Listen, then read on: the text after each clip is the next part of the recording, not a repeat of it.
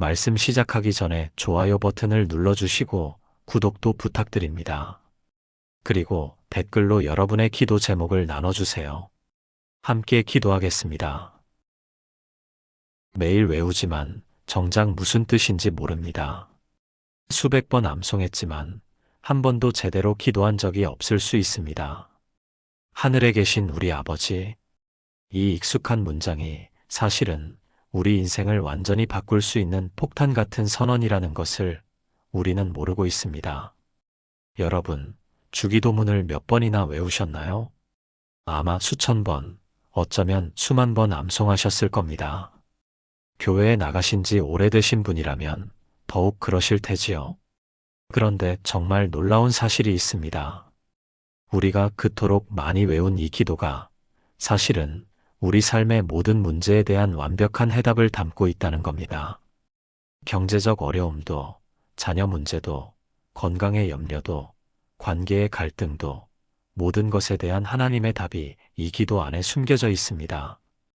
그런데 우리는 그냥 습관처럼 외우기만 했습니다. 마치 의미도 모르고 주문을 외우듯이 말입니다. 오늘 그 의미를 함께 발견하실 겁니다. 예수님이 직접 가르쳐 주신 이 기도문 속에는 7가지 놀라운 비밀이 숨겨져 있습니다. 첫 번째 비밀을 알게 되면 여러분은 더 이상 외롭지 않을 것입니다. 두 번째 비밀을 깨닫게 되면 여러분의 정체성이 완전히 바뀔 것입니다. 세 번째 비밀을 경험하게 되면 이 땅에서의 삶이 천국처럼 느껴질 것입니다. 네 번째 비밀을 붙잡게 되면 모든 염려가 사라질 것입니다. 다섯 번째 비밀을 실천하게 되면 여러분의 하루하루가 기적으로 채워질 것입니다. 여섯 번째 비밀을 이해하게 되면 용서할 수 없었던 사람을 용서하게 될 것입니다. 일곱 번째 비밀을 누리게 되면 어떤 시험도 이겨낼 힘이 생길 것입니다. 이것이 바로 예수님이 우리에게 주신 완벽한 기도의 설계도입니다. 지금부터 함께 그 비밀들을 하나씩 열어보겠습니다. 준비되셨나요? 그럼 첫 번째 비밀부터 시작하겠습니다. 첫 번째, 하늘에 계신 우리 아버지의 외로움을 끝내는 선언. 혼자라고 느껴본 적 있으신가요? 아무도 내 마음을 몰라주는 것 같은 그 공허한 말입니다.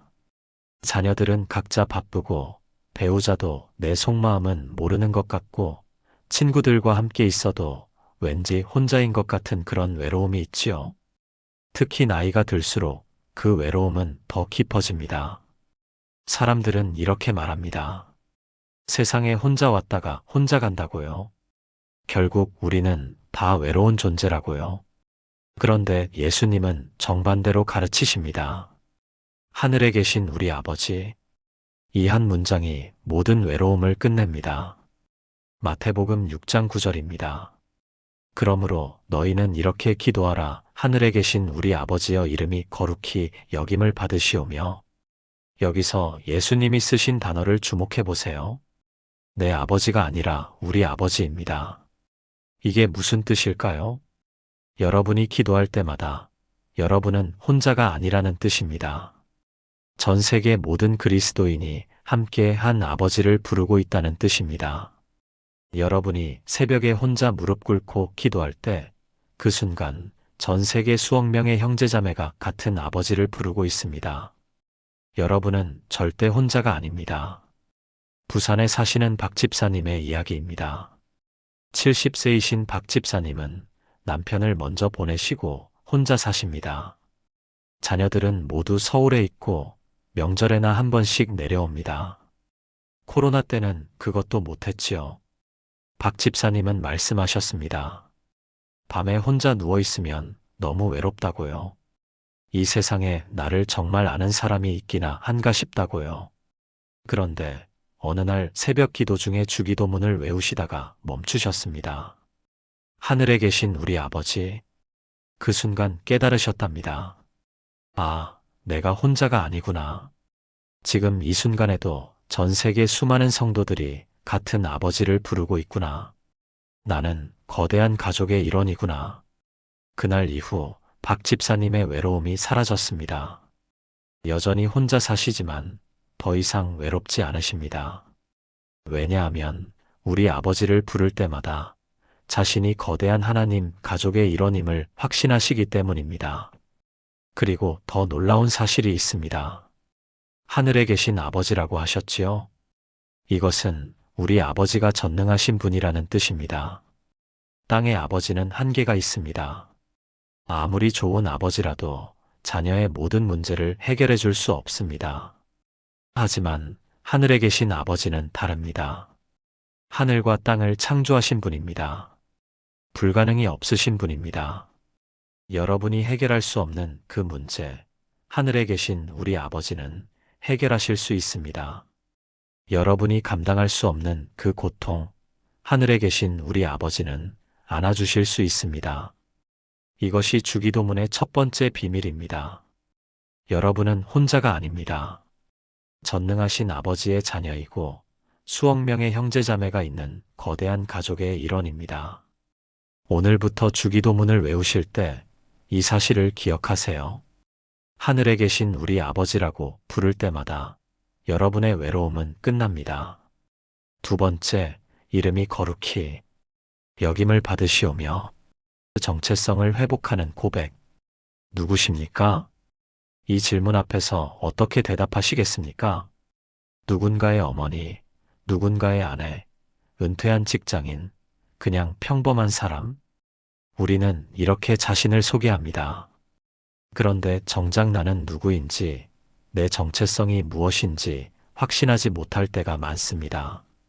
나이가 들수록 더 그렇습니다. 자녀들이 독립하고 나면 나는 누구인가 하는 질문이 더 깊어집니다.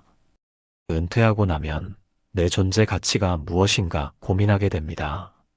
예수님은 이 질문에 명확한 답을 주십니다.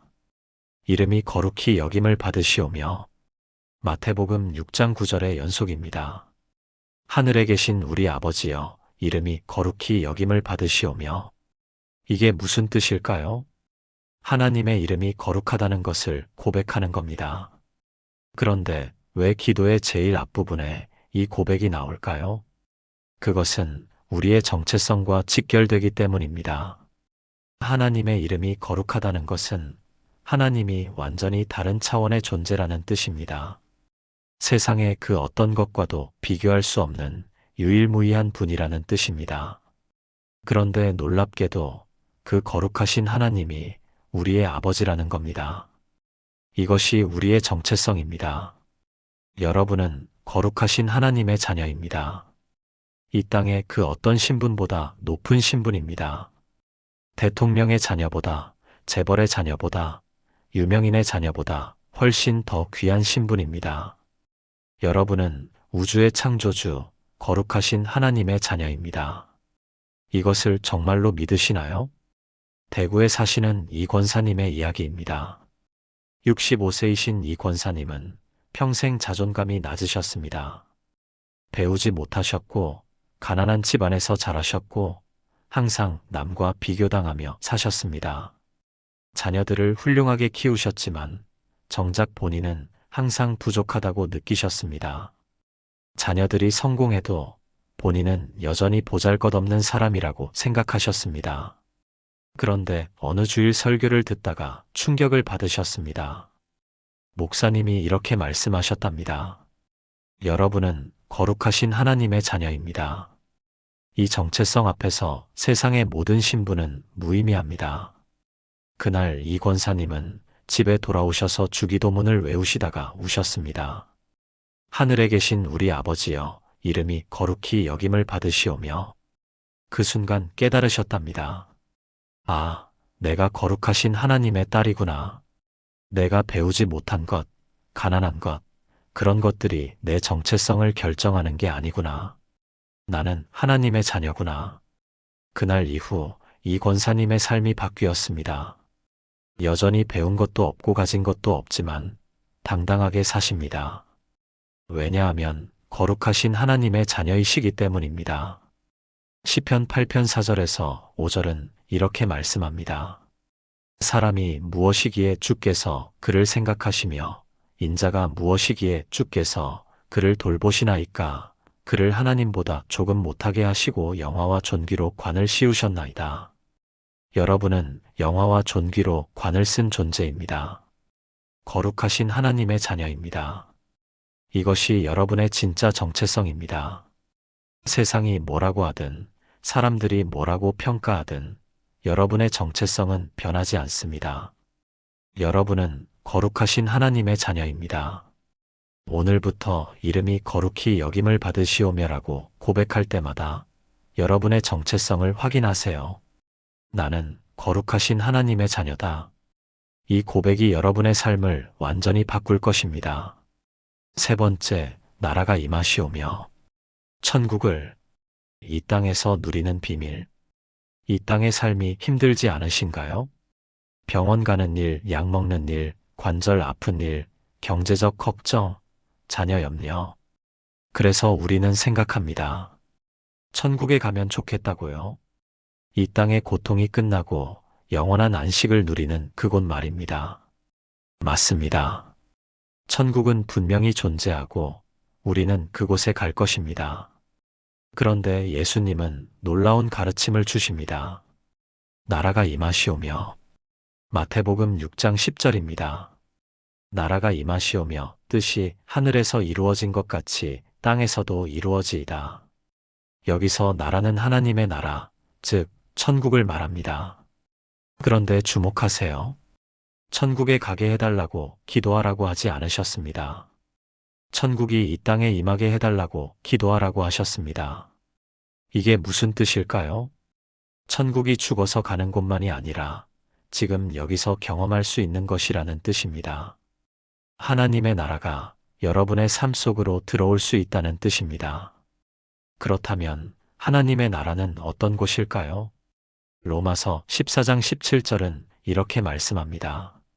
하나님의 나라는 먹는 것과 마시는 것이 아니요 오직 성령 안에 있는 의와 평강과 희락이라. 의와 평강과 희락, 공의로움과 평안함과 기쁨이 있는 곳이 하나님의 나라입니다. 이것이 지금 여러분의 삶 속에 임할 수 있습니다. 여러분의 가정에 임할 수 있습니다. 여러분의 마음에 임할 수 있습니다.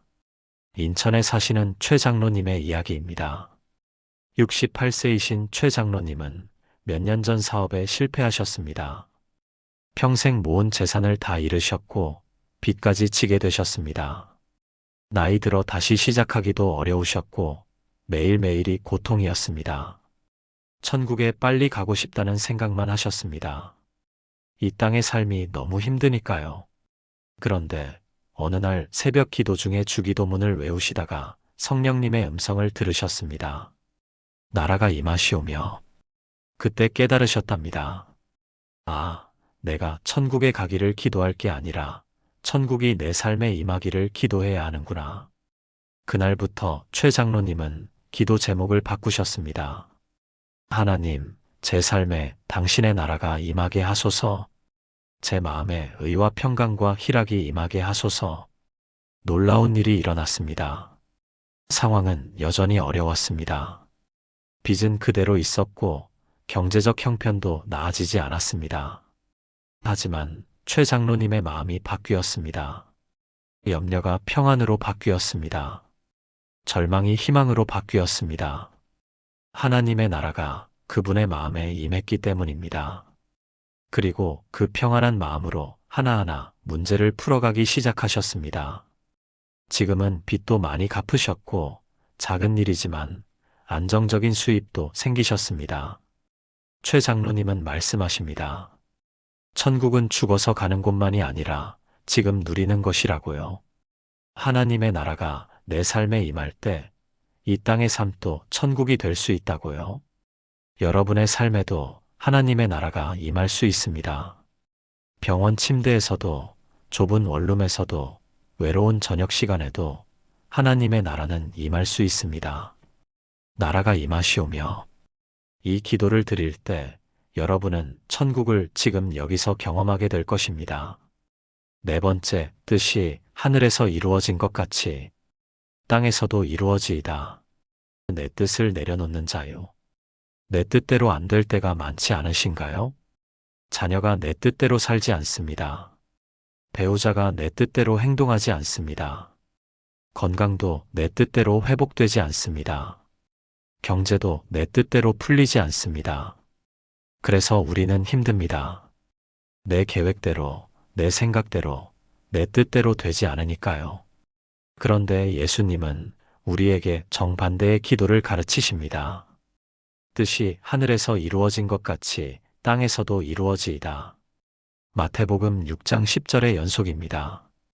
나라가 임하시오며 뜻이 하늘에서 이루어진 것 같이 땅에서도 이루어지이다.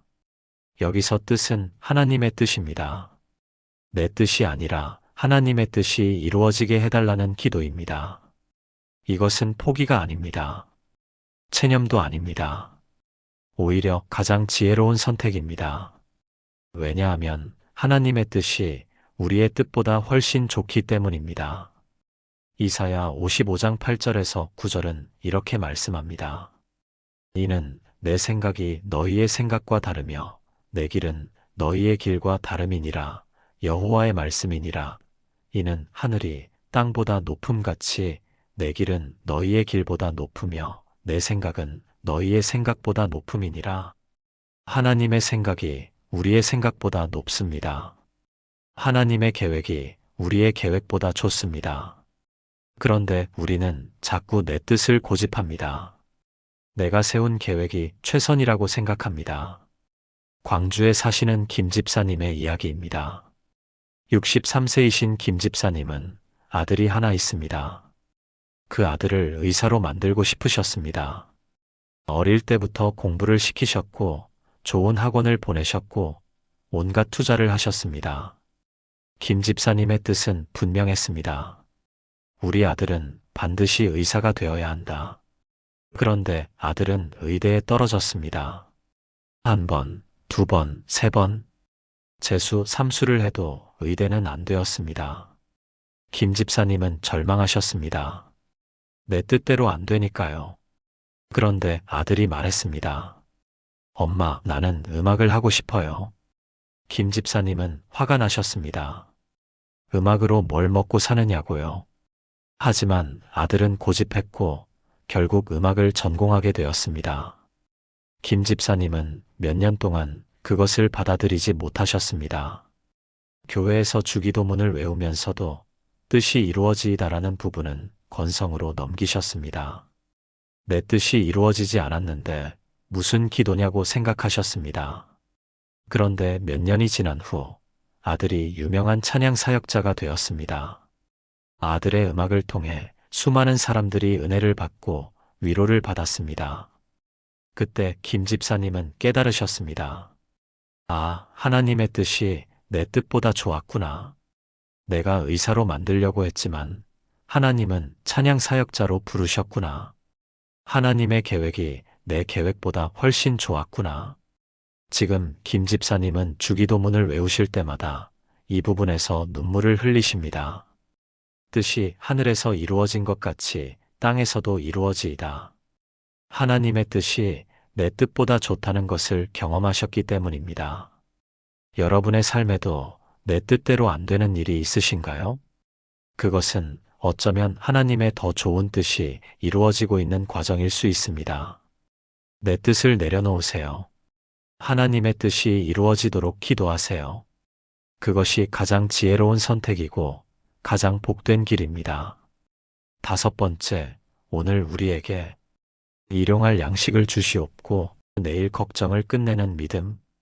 내일이 걱정되시나요? 다음 달 생활비는 어떻게 하나? 몇 년 후 건강은 괜찮을까? 노후 자금은 충분한가? 우리는 항상 미래를 걱정합니다. 특히 나이가 들수록 그 걱정은 더 커집니다. 은퇴 후 수입이 없어지면 어떻게 하나? 병원비는 감당할 수 있을까? 자녀들에게 짐이 되지는 않을까? 이런 걱정들이 우리를 짓누릅니다. 그런데 예수님은 우리에게 놀라운 기도를 가르치십니다. 오늘 우리에게 일용할 양식을 주시옵고. 마태복음 6장 11절입니다. 오늘 우리에게 일용할 양식을 주시옵고. 여기서 핵심은 오늘과 일용할이라는 단어입니다. 다음 달 것이 아니라 오늘 것입니다. 1년치가 아니라 하루치입니다. 왜 예수님은 이렇게 기도하라고 하셨을까요? 그것은 우리가 내일을 걱정하지 말고 오늘만 바라보라는 뜻입니다. 내일 일은 내일 염려할 것이고 오늘 필요한 것은 오늘 주실 것이라는 뜻입니다. 마태복음 6장 34절에서 예수님은 이렇게 말씀하십니다. 그러므로 내일 일을 위하여 염려하지 말라. 내일 일은 내일이 염려할 것이요 한날의 괴로움은 그날로 족하니라. 하루의 괴로움은 그날로 족합니다. 내일 것까지 오늘 걱정할 필요가 없습니다. 오늘 필요한 것은 오늘 주실 것이기 때문입니다. 울산에 사시는 한 집사님의 이야기입니다. 71세이신 한 집사님은 남편과 함께 작은 연금으로 살고 계십니다. 넉넉하지 않습니다. 매달 병원비와 생활비를 내고 나면 남는 게 거의 없습니다. 한 집사님은 항상 걱정하셨습니다. 만약 큰 병이 생기면 어떻게 하나, 집 수리가 필요하면 어떻게 하나, 몇 년 후에는 이 연금으로도 감당이 안 될 텐데. 그 걱정이 한 집사님을 짓눌렀습니다. 밤에 잠을 못 이루셨고 늘 불안하셨습니다. 그런데 어느 날 목사님의 설교를 들으셨습니다. 오늘 우리에게 일용할 양식을 주시옵고 하루치만 구하라는 기도라고요. 내일 것은 내일 주실 것이니 오늘은 오늘 것만 바라보라고요. 한 집사님은 그날부터 기도를 바꾸셨습니다. 하나님, 1년치를 주세요가 아니라 하나님, 오늘 하루 필요한 것을 주세요.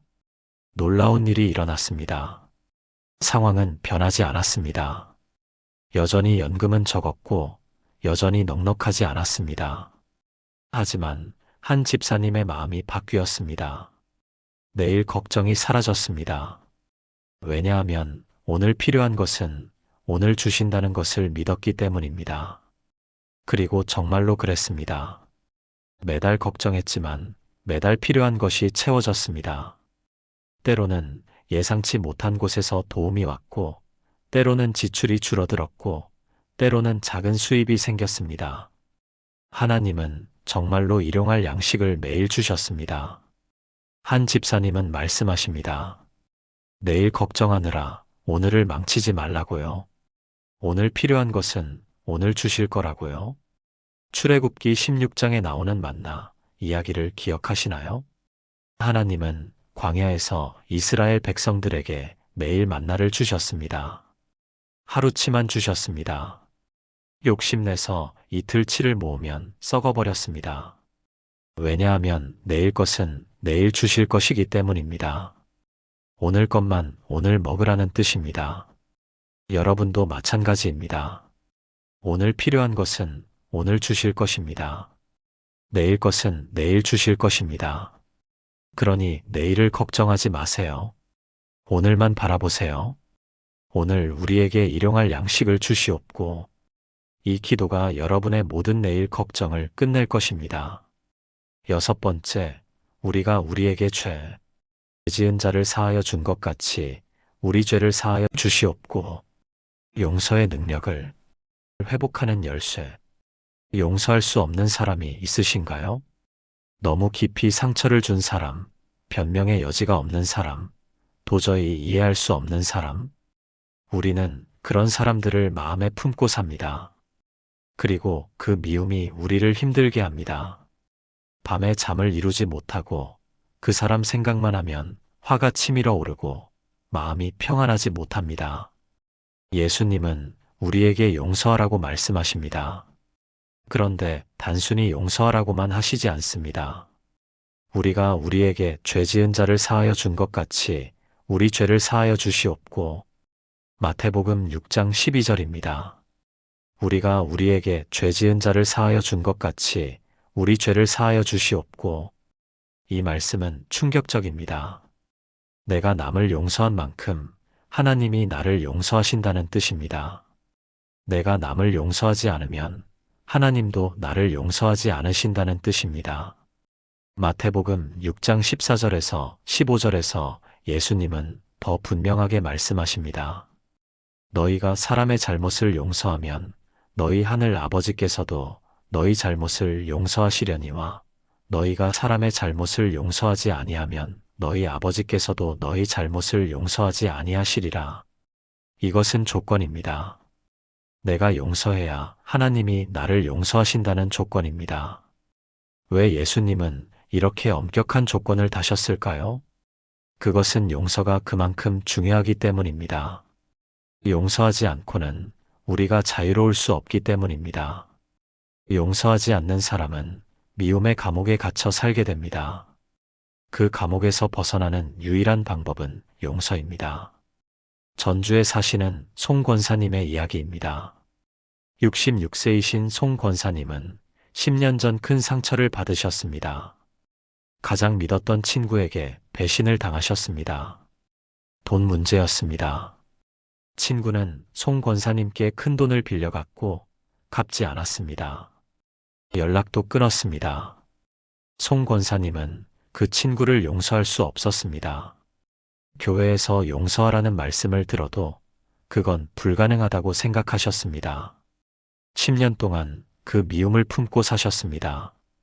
그런데 송 권사님 자신도 힘들어지기 시작했습니다. 미움이 자신을 갉아먹었습니다. 건강도 나빠졌고 마음도 평안하지 못했습니다. 그때 주기도문의 이 부분이 마음에 꽂혔습니다. 우리가 우리에게 죄 지은 자를 사하여 준 것 같이 우리 죄를 사하여 주시옵고. 송 권사님은 깨달으셨습니다. 내가 저 친구를 용서하지 않으면 하나님도 나를 용서하지 않으신다는 것을요. 그리고 더 중요한 것을 깨달으셨습니다. 용서는 상대방을 위한 게 아니라 나를 위한 것이라는 것을요. 미움의 감옥에서 나를 해방시키는 것이라는 것을요. 송 권사님은 결단하셨습니다. 용서하기로요. 쉽지 않았습니다. 매일 기도하며 싸웠습니다. 그런데 놀라운 일이 일어났습니다. 용서를 결단하고 기도하자 마음이 가벼워지기 시작했습니다. 10년 동안 짊어진 미움의 짐이 내려지기 시작했습니다. 완전히 용서하기까지 몇 달이 걸렸습니다. 하지만 그 과정을 통해 송 권사님은 자유를 얻으셨습니다. 그리고 건강도 회복되기 시작했습니다. 송 권사님은 말씀하십니다. 용서는 상대방을 풀어주는 것이 아니라 나를 풀어주는 것이라고요. 미움의 감옥에서 나를 해방시키는 것이라고요. 여러분에게도 용서할 수 없는 사람이 있으신가요? 그 미움이 여러분을 힘들게 하고 있나요? 그렇다면 용서하세요. 그것이 여러분을 자유롭게 할 것입니다. 우리가 우리에게 죄 지은 자를 사하여 준 것 같이 우리 죄를 사하여 주시옵고. 이 기도를 드릴 때 여러분은 용서의 능력을 회복하게 될 것입니다. 7번째, 우리를 시험에 들게 하지 마시옵고 다만 악에서 구하시옵소서. 영적 전쟁에서 승리하는 방법. 혼자 힘으로 버티기 힘들지 않으신가요? 유혹이 찾아올 때, 시험이 다가올 때, 악한 생각이 들 때 우리는 혼자 싸우려고 합니다. 내 의지로, 내 힘으로, 내 결심으로 이겨내려고 합니다. 그런데 번번이 실패합니다. 똑같은 잘못을 반복합니다. 똑같은 유혹에 넘어갑니다. 그래서 우리는 자책합니다. 나는 왜 이 모양일까? 믿음이 없는 것일까? 의지가 약한 것일까? 예수님은 우리에게 다른 방법을 가르쳐 주십니다. 우리를 시험에 들게 하지 마시옵고 다만 악에서 구하시옵소서. 마태복음 6장 13절입니다. 우리를 시험에 들게 하지 마시옵고 다만 악에서 구하시옵소서. 여기서 핵심은 구하시옵소서입니다. 내가 이겨내는 게 아니라 하나님이 구해주시는 겁니다. 내 힘으로 싸우는 게 아니라 하나님의 능력으로 이기는 겁니다. 우리는 영적 전쟁 중입니다. 에베소서 6장 12절은 이렇게 말씀합니다. 우리의 씨름은 혈과 육을 상대하는 것이 아니요 통치자들과 권세들과 이 어둠의 세상 주관자들과 하늘에 있는 악의 영들을 상대함이라. 우리가 상대하는 것은 단순한 유혹이 아닙니다. 악의 영들입니다. 우리 힘으로 이길 수 없는 존재들입니다. 그래서 우리는 하나님께 구원을 요청해야 합니다. 하나님이 우리를 구해주시도록 기도해야 합니다. 서울에 사시는 정 집사님의 이야기입니다. 69세이신 정 집사님은 평생 한 가지 죄와 싸워오셨습니다. 분노 조절이 안 되는 것이었습니다. 작은 일에도 화를 내셨고 가족들에게 상처를 주셨습니다. 매번 후회하고 결심하셨지만 또 똑같이 반복되었습니다. 정 집사님은 자신이 형편없는 사람이라고 생각하셨습니다. 나이가 들어도 전혀 나아지지 않는 자신이 한심했습니다. 그런데 어느 날 주기도문을 외우다가 멈췄습니다. 우리를 시험에 들게 하지 마시옵고 다만 악에서 구하시옵소서. 그때 깨달으셨습니다. 아, 내가 내 힘으로 이겨내려고 했구나. 하나님께 구원을 요청해야 하는데 혼자 싸우려고 했구나. 그날부터 정 집사님은 기도를 바꾸셨습니다. 화가 치밀어 오를 때마다 즉시 기도하셨습니다. 하나님, 저를 이 분노에서 구해주세요. 제 힘으로는 안 됩니다. 하나님의 능력으로 구해주세요. 놀라운 일이 일어났습니다. 기도할 때마다 화가 가라앉았습니다. 완벽하게 된 것은 아니지만 분명히 나아졌습니다. 하나님이 정말로 구해주셨기 때문입니다. 정 집사님은 말씀하십니다. 영적 전쟁은 내 힘으로 싸우는 게 아니라 하나님께 구원을 요청하는 것이라고요. 그것이 승리의 비밀이라고요. 고린도전서 10장 13절은 이렇게 약속합니다. 사람이 감당할 시험 밖에는 너희가 당한 것이 없나니 오직 하나님은 미쁘사 너희가 감당하지 못할 시험당함을 허락하지 아니하시고 시험당할 즈음에 또한 피할 길을 내사 너희로 능히 감당하게 하시느니라. 하나님은 피할 길을 내십니다. 우리가 감당할 수 있게 하십니다. 우리를 시험에서 구해주십니다. 여러분도 혼자 싸우지 마세요. 하나님께 구원을 요청하세요. 우리를 시험에 들게 하지 마시옵고 다만 악에서 구하시옵소서. 이 기도를 드릴 때 여러분은 영적 전쟁에서 승리하게 될 것입니다. 사랑하는 여러분, 지금까지 주기도문에 숨겨진 7가지 비밀을 함께 나누었습니다. 첫 번째, 하늘에 계신 우리 아버지. 여러분은 혼자가 아닙니다. 전능하신 아버지의 자녀이고 거대한 하나님 가족의 일원입니다. 두 번째, 이름이 거룩히 여김을 받으시오며 여러분의 정체성은 거룩하신 하나님의 자녀입니다. 세상이 뭐라고 해도 그것은 변하지 않습니다. 세 번째, 나라가 임하시오며 천국은 죽어서 가는 곳만이 아니라 지금 여기서 누릴 수 있는 것입니다. 하나님의 나라가 여러분의 삶에 임할 수 있습니다. 네 번째, 뜻이 하늘에서 이루어진 것 같이 땅에서도 이루어지이다. 내 뜻을 내려놓고 하나님의 뜻을 구하는 것이 가장 지혜로운 선택입니다. 하나님의 계획이 내 계획보다 훨씬 좋습니다. 다섯 번째, 오늘 우리에게 일용할 양식을 주시옵고 내일을 걱정하지 마세요. 오늘 필요한 것은 오늘 주실 것입니다. 여섯 번째, 우리가 우리에게 죄 지은 자를 사하여 준 것 같이 우리 죄를 사하여 주시옵고 용서는 상대방을 위한 게 아니라 나를 위한 것입니다. 미움의 감옥에서 나를 해방시키는 열쇠입니다. 일곱 번째, 우리를 시험에 들게 하지 마시옵고 다만 악에서 구하시옵소서. 혼자 싸우지 마세요. 하나님께 구원을 요청하세요. 그것이 영적 전쟁에서 승리하는 비밀입니다. 이 7가지 비밀이 여러분의 것이 되기를 바랍니다. 이제부터 주기도문을 외우실 때 습관적으로 외우지 마세요. 한 문장 한 문장의 의미를 생각하며 기도하세요. 그러면 여러분의 기도가 달라질 것입니다. 여러분의 삶이 달라질 것입니다. 예수님이 직접 가르쳐 주신 이 완벽한 기도의 능력을 경험하게 될 것입니다. 매일 외우지만 정작 무슨 뜻인지 모릅니다. 수백 번 암송했지만 한 번도 제대로 기도한 적이 없을 수 있습니다. 하늘에 계신 우리 아버지, 이 익숙한 문장이 사실은 우리 인생을 완전히 바꿀 수 있는 폭탄 같은 선언이라는 것을 우리는 모르고 있습니다. 여러분, 주기도문을 몇 번이나 외우셨나요? 아마 수천 번, 어쩌면 수만 번 암송하셨을 겁니다. 교회에 나가신 지 오래되신 분이라면 더욱 그러실 테지요. 그런데 정말 놀라운 사실이 있습니다. 우리가 그토록 많이 외운 이 기도가 사실은 우리 삶의 모든 문제에 대한 완벽한 해답을 담고 있다는 겁니다. 경제적 어려움도, 자녀 문제도, 건강의 염려도, 관계의 갈등도, 모든 것에 대한 하나님의 답이 이 기도 안에 숨겨져 있습니다. 그런데 우리는 그냥 습관처럼 외우기만 했습니다. 마치 의미도 모르고 주문을 외우듯이 말입니다.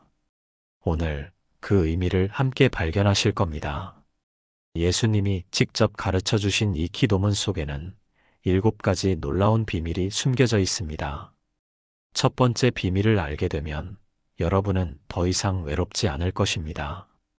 두 번째 비밀을 깨닫게 되면 여러분의 정체성이 완전히 바뀔 것입니다. 세 번째 비밀을 경험하게 되면 이 땅에서의 삶이 천국처럼 느껴질 것입니다. 네 번째 비밀을 붙잡게 되면 모든 염려가 사라질 것입니다.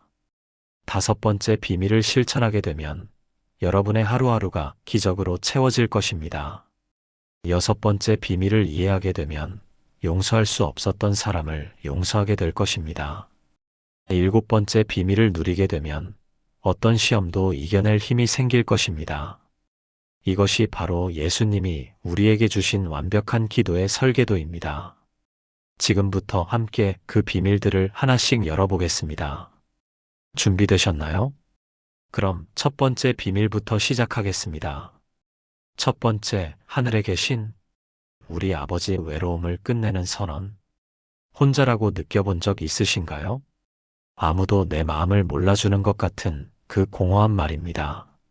자녀들은 각자 바쁘고 배우자도 내 속마음은 모르는 것 같고 친구들과 함께 있어도 왠지 혼자인 것 같은 그런 외로움이 있지요. 특히 나이가 들수록 그 외로움은 더 깊어집니다. 사람들은 이렇게 말합니다. 세상에 혼자 왔다가 혼자 간다고요. 결국 우리는 다 외로운 존재라고요. 그런데 예수님은 정반대로 가르치십니다. 하늘에 계신 우리 아버지. 이 한 문장이 모든 외로움을 끝냅니다. 마태복음 6장 9절입니다. 그러므로 너희는 이렇게 기도하라. 하늘에 계신 우리 아버지여 이름이 거룩히 여김을 받으시오며. 여기서 예수님이 쓰신 단어를 주목해 보세요. 내 아버지가 아니라 우리 아버지입니다. 이게 무슨 뜻일까요? 여러분이 기도할 때마다 여러분은 혼자가 아니라는 뜻입니다.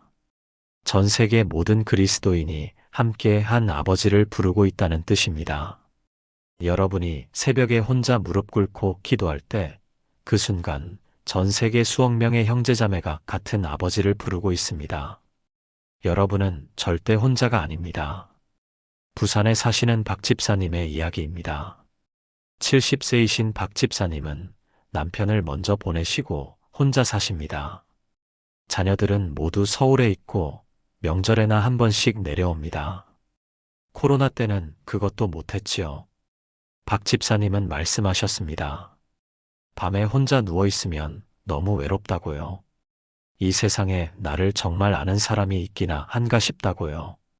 그런데 어느 날 새벽 기도 중에 주기도문을 외우시다가 멈추셨습니다. 하늘에 계신 우리 아버지. 그 순간 깨달으셨답니다. 아, 내가 혼자가 아니구나. 지금 이 순간에도 전 세계 수많은 성도들이 같은 아버지를 부르고 있구나. 나는 거대한 가족의 일원이구나. 그날 이후 박 집사님의 외로움이 사라졌습니다. 여전히 혼자 사시지만 더 이상 외롭지 않으십니다. 왜냐하면 우리 아버지를 부를 때마다 자신이 거대한 하나님 가족의 일원임을 확신하시기 때문입니다. 그리고 더 놀라운 사실이 있습니다. 하늘에 계신 아버지라고 하셨지요? 이것은 우리 아버지가 전능하신 분이라는 뜻입니다. 땅의 아버지는 한계가 있습니다. 아무리 좋은 아버지라도 자녀의 모든 문제를 해결해 줄 수 없습니다. 하지만 하늘에 계신 아버지는 다릅니다. 하늘과 땅을 창조하신 분입니다. 불가능이 없으신 분입니다. 여러분이 해결할 수 없는 그 문제, 하늘에 계신 우리 아버지는 해결하실 수 있습니다. 여러분이 감당할 수 없는 그 고통, 하늘에 계신 우리 아버지는 안아주실 수 있습니다. 이것이 주기도문의 첫 번째 비밀입니다. 여러분은 혼자가 아닙니다. 전능하신 아버지의 자녀이고 수억 명의 형제자매가 있는 거대한 가족의 일원입니다. 오늘부터 주기도문을 외우실 때 이 사실을 기억하세요. 하늘에 계신 우리 아버지라고 부를 때마다 여러분의 외로움은 끝납니다. 두 번째, 이름이 거룩히 여김을 받으시오며 정체성을 회복하는 고백. 누구십니까? 이 질문 앞에서 어떻게 대답하시겠습니까? 누군가의 어머니, 누군가의 아내, 은퇴한 직장인, 그냥 평범한 사람? 우리는 이렇게 자신을 소개합니다. 그런데 정작 나는 누구인지, 내 정체성이 무엇인지 확신하지 못할 때가 많습니다. 나이가 들수록 더 그렇습니다. 자녀들이 독립하고 나면 나는 누구인가 하는 질문이 더 깊어집니다. 은퇴하고 나면 내 존재 가치가 무엇인가 고민하게 됩니다. 예수님은 이 질문에 명확한 답을 주십니다. 이름이 거룩히 여김을 받으시오며 마태복음 6장 9절의 연속입니다. 하늘에 계신 우리 아버지여, 이름이 거룩히 여김을 받으시오며. 이게 무슨 뜻일까요? 하나님의 이름이 거룩하다는 것을 고백하는 겁니다. 그런데 왜 기도의 제일 앞부분에 이 고백이 나올까요? 그것은 우리의 정체성과 직결되기 때문입니다. 하나님의 이름이 거룩하다는 것은 하나님이 완전히 다른 차원의 존재라는 뜻입니다. 세상의 그 어떤 것과도 비교할 수 없는 유일무이한 분이라는 뜻입니다. 그런데 놀랍게도 그 거룩하신 하나님이 우리의 아버지라는 겁니다. 이것이 우리의 정체성입니다. 여러분은 거룩하신 하나님의 자녀입니다. 이 땅의 그 어떤 신분보다 높은 신분입니다. 대통령의 자녀보다, 재벌의 자녀보다, 유명인의 자녀보다 훨씬 더 귀한 신분입니다. 여러분은 우주의 창조주, 거룩하신 하나님의 자녀입니다. 이것을 정말로 믿으시나요? 대구에 사시는 이 권사님의 이야기입니다. 65세이신 이 권사님은 평생 자존감이 낮으셨습니다. 배우지 못하셨고, 가난한 집안에서 자라셨고, 항상 남과 비교당하며 사셨습니다. 자녀들을 훌륭하게 키우셨지만 정작 본인은 항상 부족하다고 느끼셨습니다. 자녀들이 성공해도 본인은 여전히 보잘것없는 사람이라고 생각하셨습니다. 그런데 어느 주일 설교를 듣다가 충격을 받으셨습니다. 목사님이 이렇게 말씀하셨답니다. 여러분은 거룩하신 하나님의 자녀입니다. 이 정체성 앞에서 세상의 모든 신분은 무의미합니다. 그날 이 권사님은 집에 돌아오셔서 주기도문을 외우시다가 우셨습니다. 하늘에 계신 우리 아버지여, 이름이 거룩히 여김을 받으시오며. 그 순간 깨달으셨답니다. 아, 내가 거룩하신 하나님의 딸이구나. 내가 배우지 못한 것, 가난한 것, 그런 것들이 내 정체성을 결정하는 게 아니구나.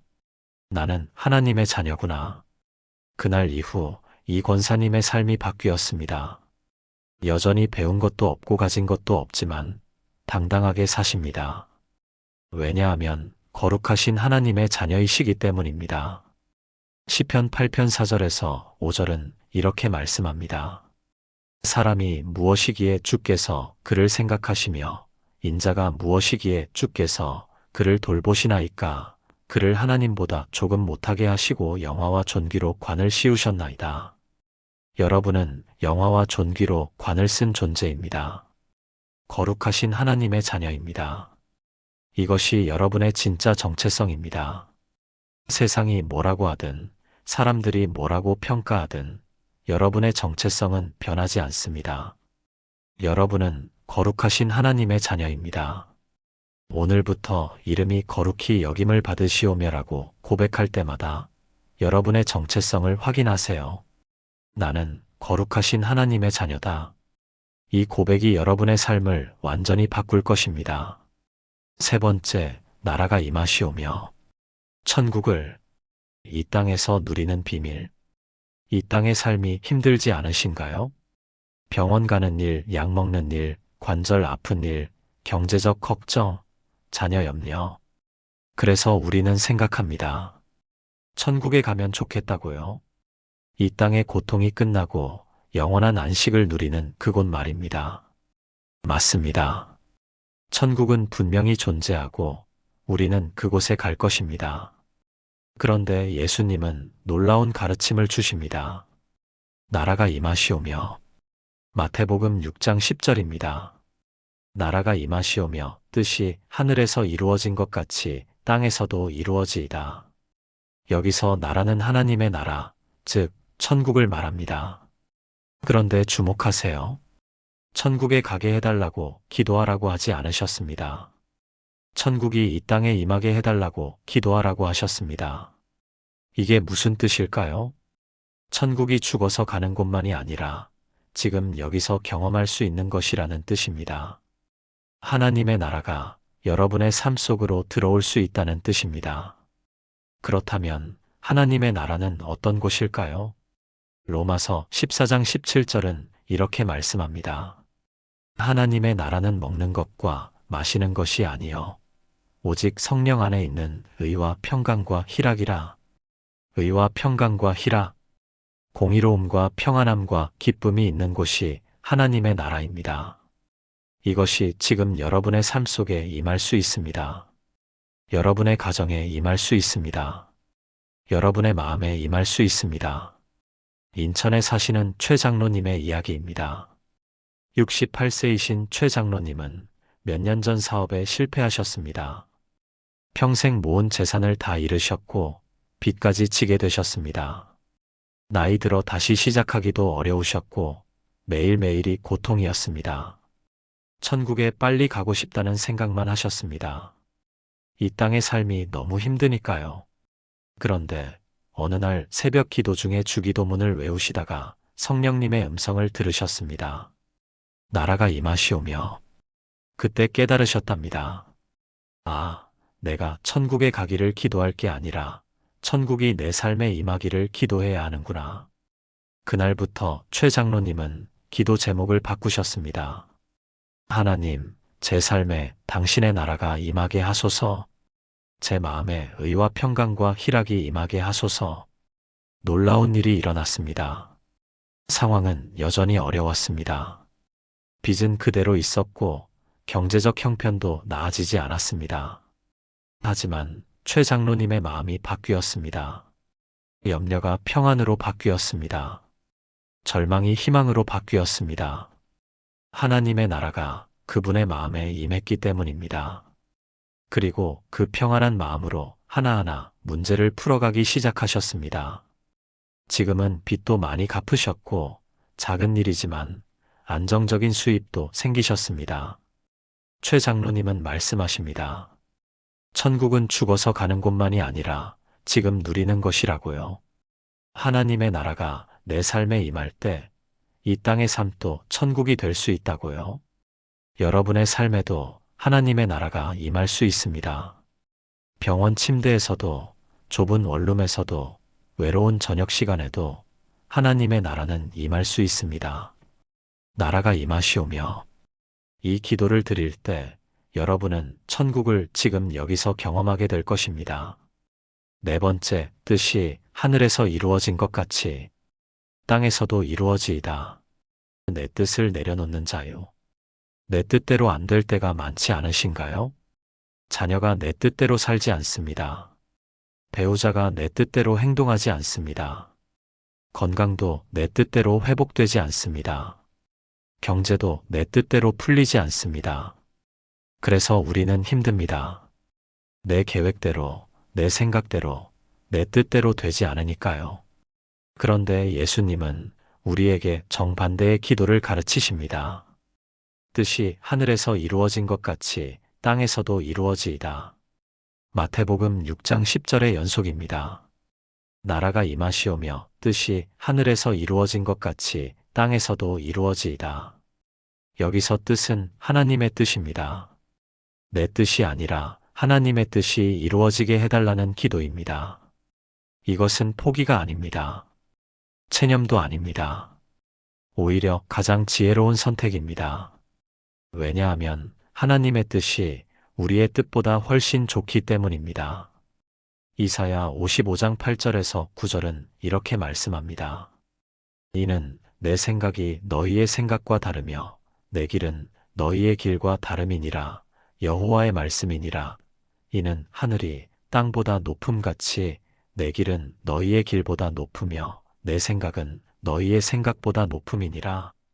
하나님의 생각이 우리의 생각보다 높습니다.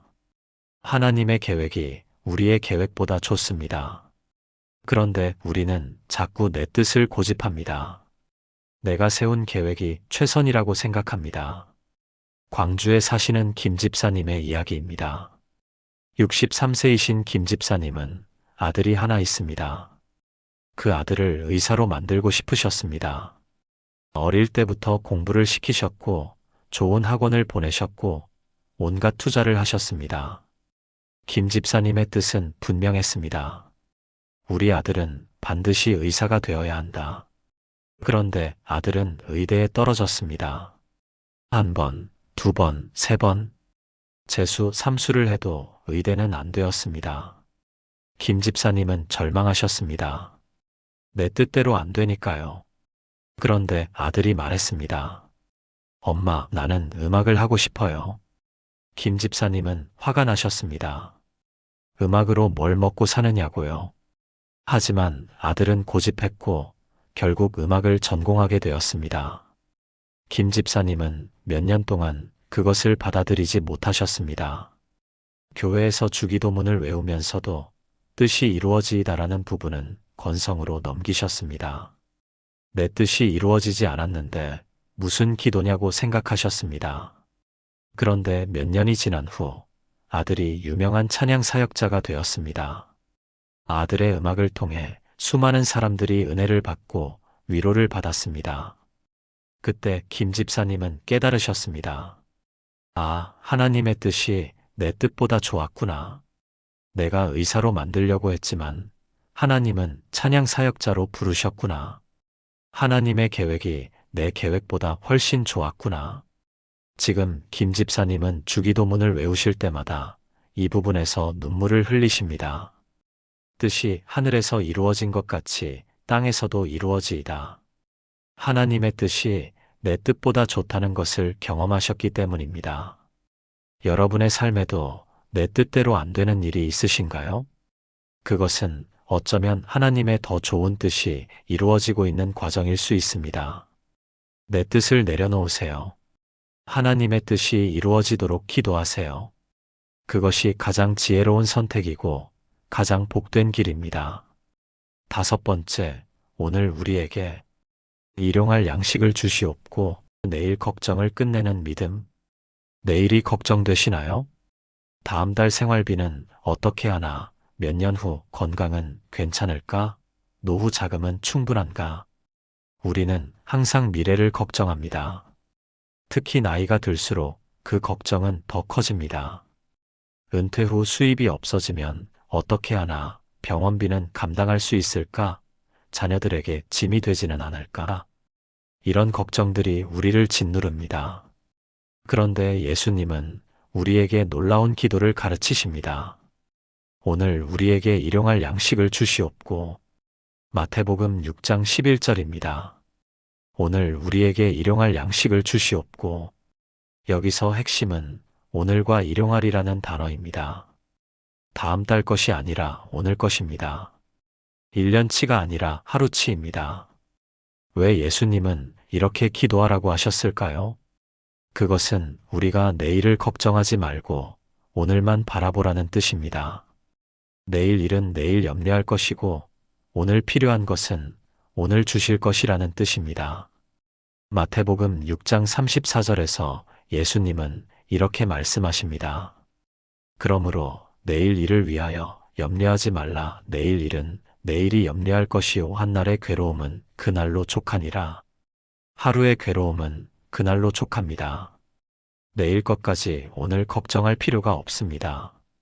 오늘 필요한 것은 오늘 주실 것이기 때문입니다.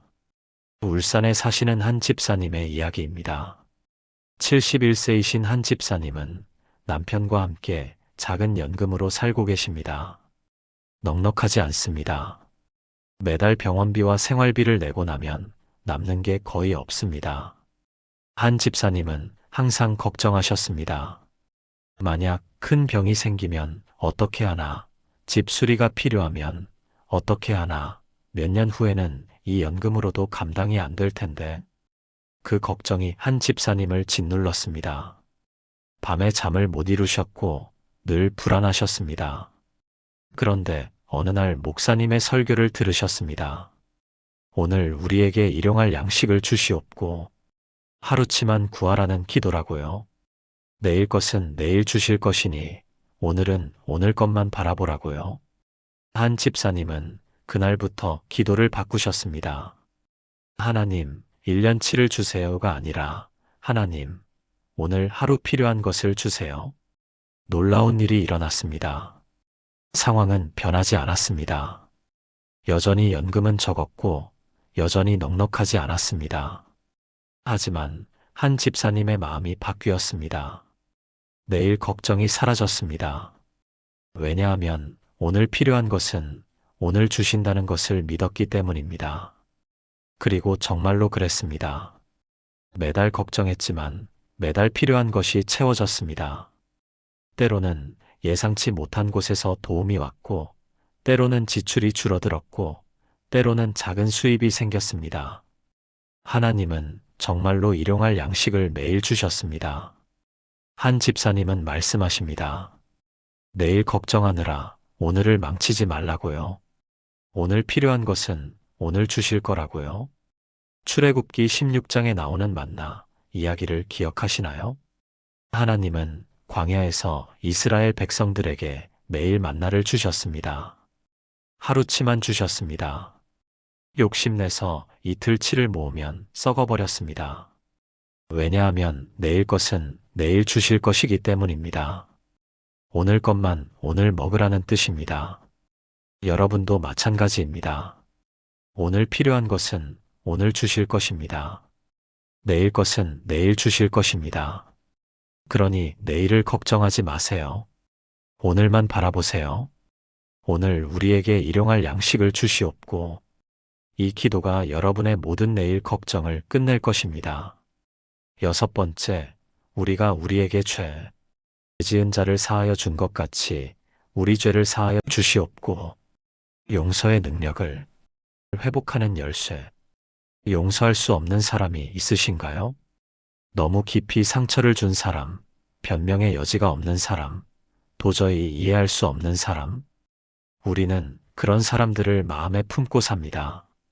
그리고 그 미움이 우리를 힘들게 합니다.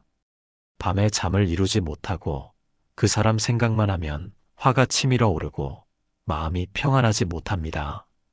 예수님은 우리에게 용서하라고 말씀하십니다. 그런데 단순히 용서하라고만 하시지 않습니다. 우리가 우리에게 죄 지은 자를 사하여 준 것 같이 우리 죄를 사하여 주시옵고, 마태복음 6장 12절입니다. 우리가 우리에게 죄 지은 자를 사하여 준 것 같이 우리 죄를 사하여 주시옵고. 이 말씀은 충격적입니다. 내가 남을 용서한 만큼 하나님이 나를 용서하신다는 뜻입니다. 내가 남을 용서하지 않으면 하나님도 나를 용서하지 않으신다는 뜻입니다. 마태복음 6장 14절에서 15절에서 예수님은 더 분명하게 말씀하십니다. 너희가 사람의 잘못을 용서하면 너희 하늘 아버지께서도 너희 잘못을 용서하시려니와 너희가 사람의 잘못을 용서하지 아니하면 너희 아버지께서도 너희 잘못을 용서하지 아니하시리라. 이것은 조건입니다. 내가 용서해야 하나님이 나를 용서하신다는 조건입니다. 왜 예수님은 이렇게 엄격한 조건을 다셨을까요? 그것은 용서가 그만큼 중요하기 때문입니다. 용서하지 않고는 우리가 자유로울 수 없기 때문입니다. 용서하지 않는 사람은 미움의 감옥에 갇혀 살게 됩니다. 그 감옥에서 벗어나는 유일한 방법은 용서입니다. 전주에 사시는 송 권사님의 이야기입니다. 66세이신 송 권사님은 10년 전 큰 상처를 받으셨습니다. 가장 믿었던 친구에게 배신을 당하셨습니다. 돈 문제였습니다. 친구는 송 권사님께 큰 돈을 빌려갔고 갚지 않았습니다. 연락도 끊었습니다. 송 권사님은 그 친구를 용서할 수 없었습니다. 교회에서 용서하라는 말씀을 들어도 그건 불가능하다고 생각하셨습니다. 10년 동안 그 미움을 품고 사셨습니다. 그런데 송 권사님 자신도 힘들어지기 시작했습니다. 미움이 자신을 갉아먹었습니다. 건강도 나빠졌고 마음도 평안하지 못했습니다. 그때 주기도문의 이 부분이 마음에 꽂혔습니다. 우리가 우리에게 죄 지은 자를 사하여 준 것 같이 우리 죄를 사하여 주시옵고. 송 권사님은 깨달으셨습니다. 내가 저 친구를 용서하지 않으면 하나님도 나를 용서하지 않으신다는 것을요. 그리고 더 중요한 것을 깨달으셨습니다. 용서는 상대방을 위한 게 아니라 나를 위한 것이라는 것을요. 미움의 감옥에서 나를 해방시키는 것이라는 것을요. 송 권사님은 결단하셨습니다. 용서하기로요. 쉽지 않았습니다. 매일 기도하며 싸웠습니다. 그런데 놀라운 일이 일어났습니다. 용서를 결단하고 기도하자 마음이 가벼워지기 시작했습니다. 10년 동안 짊어진 미움의 짐이 내려지기 시작했습니다. 완전히 용서하기까지 몇 달이 걸렸습니다. 하지만 그 과정을 통해 송 권사님은 자유를 얻으셨습니다. 그리고 건강도 회복되기 시작했습니다. 송 권사님은 말씀하십니다. 용서는 상대방을 풀어주는 것이 아니라 나를 풀어주는 것이라고요. 미움의 감옥에서 나를 해방시키는 것이라고요. 여러분에게도 용서할 수 없는 사람이 있으신가요? 그 미움이 여러분을 힘들게 하고 있나요? 그렇다면 용서하세요. 그것이 여러분을 자유롭게 할 것입니다. 우리가 우리에게 죄 지은 자를 사하여 준 것 같이 우리 죄를 사하여 주시옵고. 이 기도를 드릴 때 여러분은 용서의 능력을 회복하게 될 것입니다. 7번째, 우리를 시험에 들게 하지 마시옵고 다만 악에서 구하시옵소서. 영적 전쟁에서 승리하는 방법. 혼자 힘으로 버티기 힘들지 않으신가요? 유혹이 찾아올 때, 시험이 다가올 때, 악한 생각이 들 때 우리는 혼자 싸우려고 합니다. 내 의지로, 내 힘으로, 내 결심으로 이겨내려고 합니다. 그런데 번번이 실패합니다. 똑같은 잘못을 반복합니다. 똑같은 유혹에 넘어갑니다. 그래서 우리는 자책합니다. 나는 왜 이 모양일까? 믿음이 없는 것일까? 의지가 약한 것일까? 예수님은 우리에게 다른 방법을 가르쳐 주십니다. 우리를 시험에 들게 하지 마시옵고 다만 악에서 구하시옵소서. 마태복음 6장 13절입니다. 우리를 시험에 들게 하지 마시옵고 다만 악에서 구하시옵소서. 여기서 핵심은 구하시옵소서입니다. 내가 이겨내는 게 아니라 하나님이 구해주시는 겁니다. 내 힘으로 싸우는 게 아니라 하나님의 능력으로 이기는 겁니다. 우리는 영적 전쟁 중입니다. 에베소서 6장 12절은 이렇게 말씀합니다. 우리의 씨름은 혈과 육을 상대하는 것이 아니요 통치자들과 권세들과 이 어둠의 세상 주관자들과 하늘에 있는 악의 영들을 상대함이라. 우리가 상대하는 것은 단순한 유혹이 아닙니다. 악의 영들입니다. 우리 힘으로 이길 수 없는 존재들입니다. 그래서 우리는 하나님께 구원을 요청해야 합니다. 하나님이 우리를 구해주시도록 기도해야 합니다. 서울에 사시는 정 집사님의 이야기입니다. 69세이신 정 집사님은 평생 한 가지 죄와 싸워오셨습니다. 분노 조절이 안 되는 것이었습니다. 작은 일에도 화를 내셨고 가족들에게 상처를 주셨습니다. 매번 후회하고 결심하셨지만 또 똑같이 반복되었습니다. 정 집사님은 자신이 형편없는 사람이라고 생각하셨습니다. 나이가 들어도 전혀 나아지지 않는 자신이 한심했습니다. 그런데 어느 날 주기도문을 외우다가 멈췄습니다. 우리를 시험에 들게 하지 마시옵고 다만 악에서 구하시옵소서. 그때 깨달으셨습니다. 아, 내가 내 힘으로 이겨내려고 했구나. 하나님께 구원을 요청해야 하는데 혼자 싸우려고 했구나. 그날부터 정 집사님은 기도를 바꾸셨습니다. 화가 치밀어 오를 때마다 즉시 기도하셨습니다. 하나님, 저를 이 분노에서 구해주세요. 제 힘으로는 안 됩니다. 하나님의 능력으로 구해주세요. 놀라운 일이 일어났습니다. 기도할 때마다 화가 가라앉았습니다. 완벽하게 된 것은 아니지만 분명히 나아졌습니다. 하나님이 정말로 구해주셨기 때문입니다. 정 집사님은 말씀하십니다. 영적 전쟁은 내 힘으로 싸우는 게 아니라 하나님께 구원을 요청하는 것이라고요. 그것이 승리의 비밀이라고요. 고린도전서 10장 13절은 이렇게 약속합니다. 사람이 감당할 시험 밖에는 너희가 당한 것이 없나니 오직 하나님은 미쁘사 너희가 감당하지 못할 시험당함을 허락하지 아니하시고 시험당할 즈음에 또한 피할 길을 내사 너희로 능히 감당하게 하시느니라. 하나님은 피할 길을 내십니다. 우리가 감당할 수 있게 하십니다. 우리를 시험에서 구해주십니다. 여러분도 혼자 싸우지 마세요. 하나님께 구원을 요청하세요. 우리를 시험에 들게 하지 마시옵고 다만 악에서 구하시옵소서.